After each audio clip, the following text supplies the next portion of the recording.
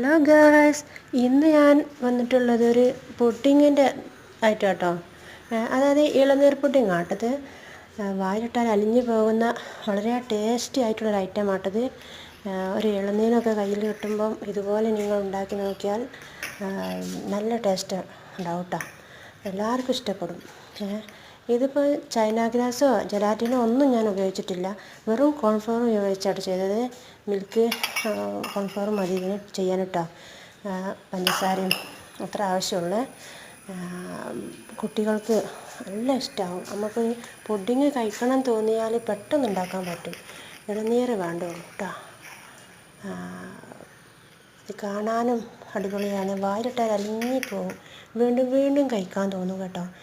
കണ്ടില്ലേ, ഓരോ പീസ് ഇങ്ങനെ മുറിച്ചെടുക്കുകയാണ്. അതെല്ലാം ടേസ്റ്റായിട്ടുള്ള സംഭവമാണിത്. ഞാൻ പലപ്പോഴും ഇങ്ങനെ ഉണ്ടാക്കാറുണ്ട്. ഇളനീർ കിട്ടുന്ന ടൈമിലൊക്കെ ഞാനിത് ഉണ്ടാക്കി കഴിക്കട്ടോ. ഞങ്ങൾക്കും ഇതെല്ലാം ഇഷ്ടമാണ്. അതുകൊണ്ട് നിങ്ങൾക്ക് ഇതിൻ്റെ റെസിപ്പി വേണമെങ്കിൽ ഒന്ന് കമൻറ്റ് ചെയ്യണേ. ഞാനിത് റെസിപ്പി പറഞ്ഞു തരാം കേട്ടോ. അപ്പോൾ ഞാൻ റെസിപ്പി ഉണ്ടാക്കുന്ന വീഡിയോ ഞാൻ എടുക്കാൻ കഴിഞ്ഞിട്ടില്ല. അപ്പോൾ ഞാൻ നിങ്ങൾക്കിതൊന്ന് കുറച്ച് കാട്ടിത്തരാം വിചാരിച്ചാണ്. ഇതിൻ്റെ ഫുൾ വീഡിയോ കാണുന്നുണ്ടെങ്കിൽ നിങ്ങളിത് കമൻറ്റിലൂടെ അറിയിക്കണം കേട്ടോ.